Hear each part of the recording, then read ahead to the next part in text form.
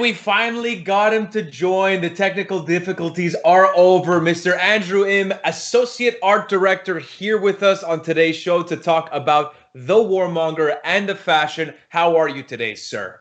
I'm rotating. Yeah, I can see that. It's pretty dramatic. My chair is just to keep rotating. I like it though. You get to look at us both from side to side, so it's fantastic.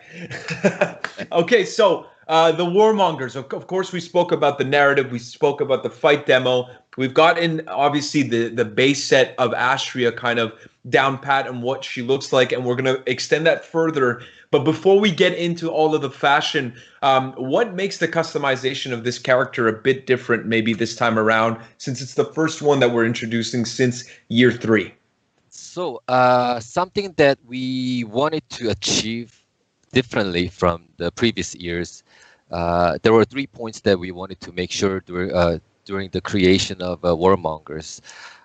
First one is something that is kind of that we used to do, like the representation. These Warmongers are representation of the army or the group as a Warmonger, not only the Astrea's variations.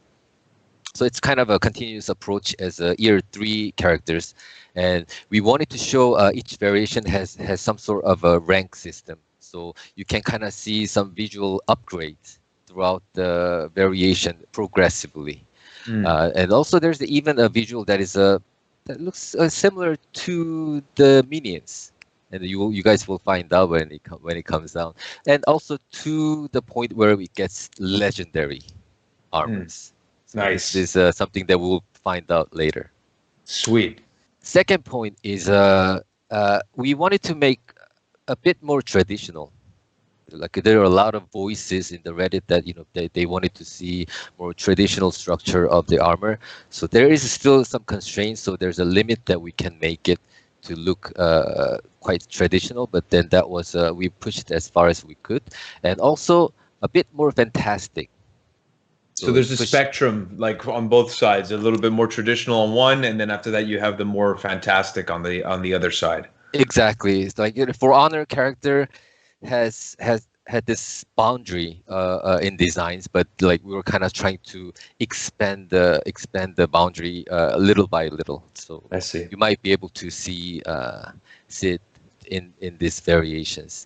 Lastly, but also very importantly, we wanted to give more options to the players. I hope that this is a personal response to many like amazing posts that we receive in the Reddits and the Twitters. Like we years of learning like kind of made our customization evolve. Like and we started with just the simple studs, adding the studs to start as a year 1.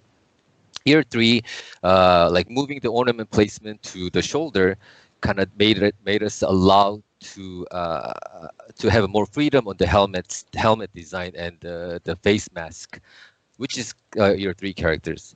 But this also kind of came with the constraint that we cannot put the ornament on the head. So this time we tried to solve the problem by adding extra layer on it, which we will introduce in a bit. Nice. Yep. So we jump right into the armor sets now? Yeah, sure. Let's take a look. So this is the default set of Astrea. This is the one that players will be accustomed to from the get-go, and represents the leader, right? For the Horkos. Yeah. So there are quite a lot of golden trims and ornamentations, and then the helmet design is very much influenced by the Apollyon, as you can see it. But it still has its own uniqueness. The main focus on this one is to give two complementary designs. Like it looks glorious, but at the same time it looks kind of corrupted, and it's attractive, also deadly, and also beautiful, but kind of dark. But I'm saying that there's two options, meaning as you can kind of see, there's a small difference from the left to right. You see there's the hair's ornamentation on the head, and the other version has the one without it. There's a one version that there's a cape on it, and some player kind of wanted to see a character without the cape. And there's a light ornamentation on the shoulder that's also removed for one other option, so people can have different choices when they are actually choosing the variations. So it's the same thing here. Now we're seeing two different variations of this same set, where again there's maybe some subtle differences, but I'm already noticing on the kind of the neck and around the neck area, there's obviously difference in details over here. The horns or the antlers, I should say, on the right side, which are absolutely insane. But that's great, and that involves the choices for the players, correct? Yep. And for the structure wise, it's a bit more a traditional way of dressing or wearing the armors, and slowly it's kind of going more towards the fantastic part of our of the visuals. I see. This is really awesome. And of course, there are two different type of. It's a very subtle on the changes, except the cape and the without the cape. But then at least we wanted to give more options to the player. That was the main goal of creating these two different variations. This one's really, really interesting. A different pattern, and it almost looks like, like friendly, but let's not forget that this is the Warmonger, so far from that. Just the full ride on the decoration. Like the task was like, what if we give every place as much decoration as much as possible, and that's how it came out. Now we're getting to something really, really edgy here, really, really sick. Yep. This one we're pushing a bit more fantasy. I don't know how it's kind of visible. That's always a question to a lot of players. It was kind of inspired by the movie Dracula, and there was nice, interesting lines on the muscle, and then that was the reference on it. Nice. So now we're coming back to the same Astrea. Yep. And from there, moving into this one right here. As for the helmet, this is one of my favorite too. It's inspired by the jousting knight. Technically, it was not possible for us to create it, but then there was a modification that we made it so it looks as much close as the realistic, not realistic, but then inspired by the jousting knight helmets. Nice. This one is absolutely insane. This would be the final stage of the corruption, I would say. Even the helmet design is more fantastic, and it's almost unreal.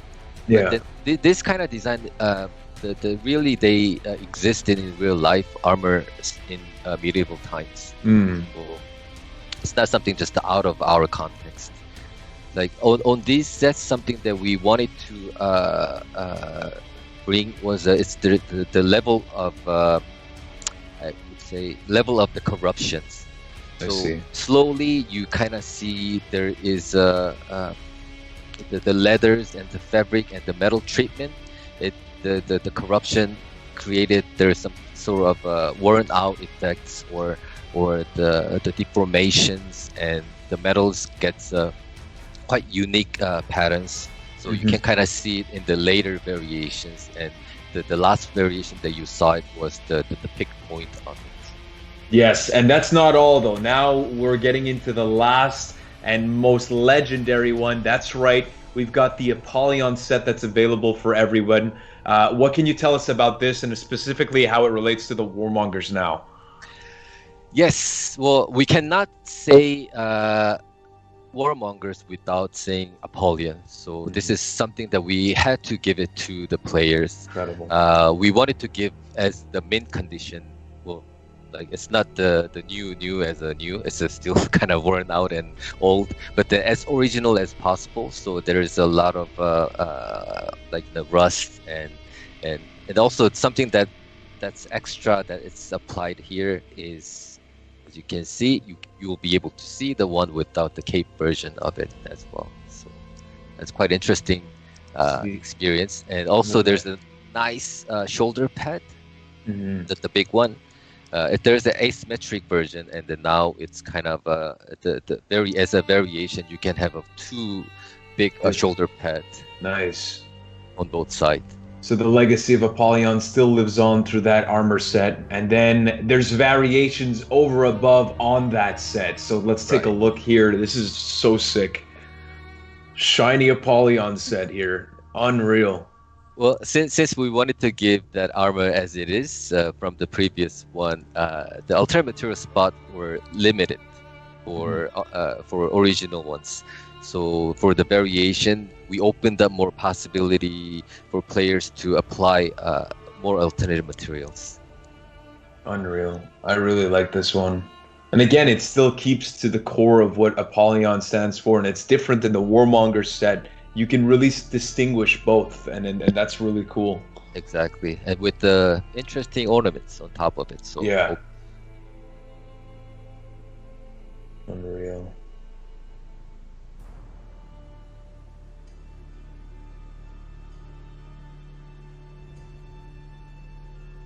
So are you a cape guy?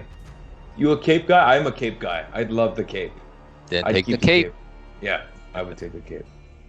If you're not the cape guy, you don't need to anymore. Choose the one without it. Clarissa, you a cape girl? You know, it's hard to say because I watched a movie where it shows you how capes can hinder your hero activity. The Incredibles. Yeah. Yes, of course. That's so true. The details on this armor, though. Yeah, insane. Yeah, well, as a design wise, Astrea kind of added extra effort to make these armors to look more decorative. So this is another one that has a more ornamentation, more engravings. So clean. Yep. I love it. Unreal.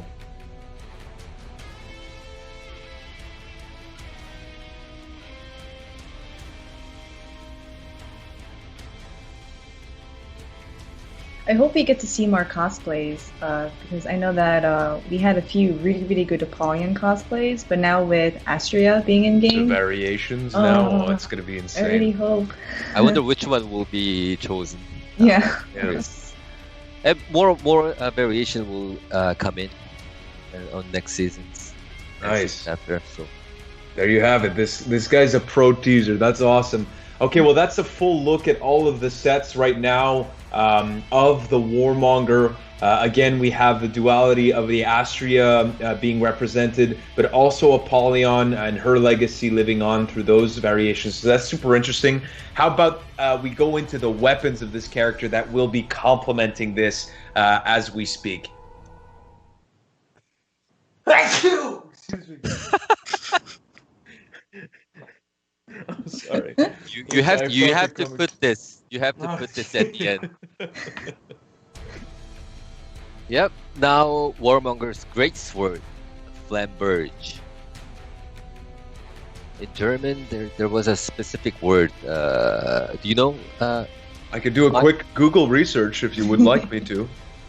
I think it's called the Zweihand. Oh, Zweihand. I can't pronounce it, but I know what you're talking about. Hang on, let me get this for you guys as you guys take a look. Hang on. I think that they both have a similar. Yeah, go ahead. Flammenschwert? What? No, it's like Zweihandler. Zwei Zwei. Yep. Yeah. What? Google has failed me? Is that what you're telling me right now? Okay, all right. Well, getting back to the Warmonger's blade. So this one's Warmonger's blade introduces a bit slow transition of culture evolutions. And also, like the culture will mix by using very traditional knight hilt and the blade part that is strongly influenced by Eastern culture. I mean, the Flamberge also has this wavy blade, but then there was a very interesting one that I found it from.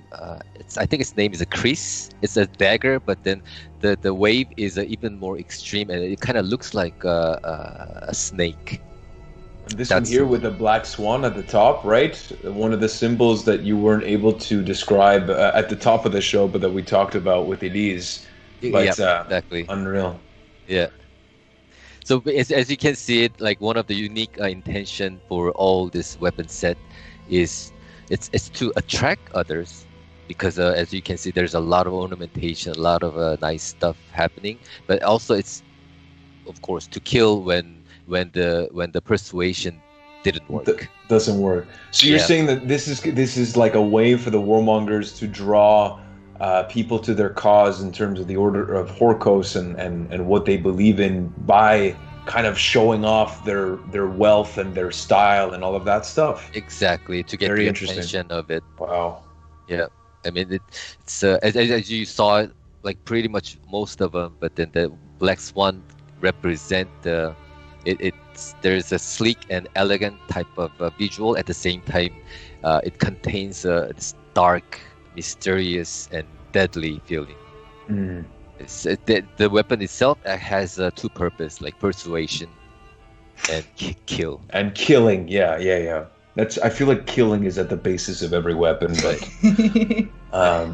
this one's absolutely phenomenal. I'm personally a big fan of this type of stuff that's like, very unique in terms of the design. Yeah. Different colors that make it seem so shiny and pretty. I really like this one. Because they look like with the thorns rose. with the vines. Unreal. Yeah.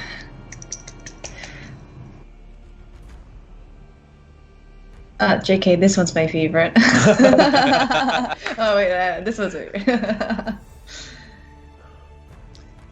As you can see, there will be a lot of it's kind of there's ambiguity between good and evil with these weapons, and people can easily get tricked by the visual, and you don't really kind of read what's behind it.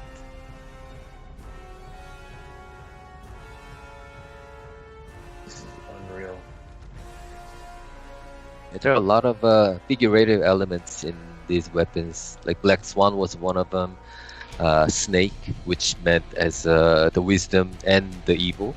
Mm-hmm. There is some roses. Rose meant as a beauty and the trap. There's a thorn at the bottom. So it was a pretty fun one. And again, the Chengdu team did an amazing job. Yeah, kudos to them. Really, really beautiful. And this is a look at the full collection for the Warmongers. Again, just so many different options for everyone. And, we mentioned this at the top of the show, and this is what we'll take a look at right after this.